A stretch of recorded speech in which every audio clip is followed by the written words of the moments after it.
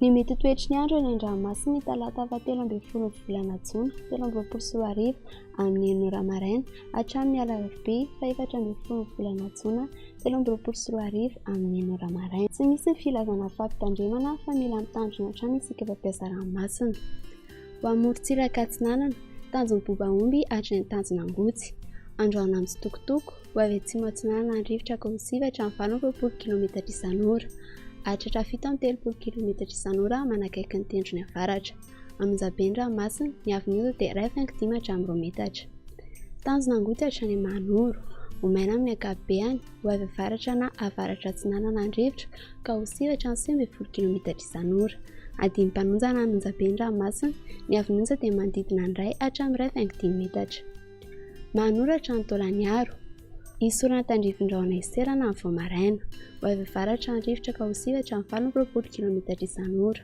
Amonjabeny ranomasina, ny avin'onja dia manodidina ny 1,5 metatra. Taolagnaro hatrany Tanjomvohimena, misy tandrifin-drahona andalo ny Voamaraina, ka hisava ihany rehefa misy saratr'andro.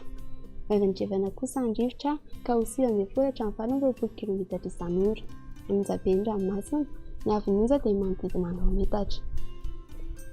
Morontsiraka andrefana, Tanjomvohimena hatrany Tanjonankabo, ho maina ny andro amin'ny ankapobeny, ho avy andrefana na avaratra andrefana an-drivotra ka ho sivatra amin'ny 20 km isan'ora.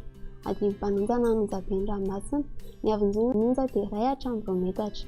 Misy alon-drano madinika avy any atsimo.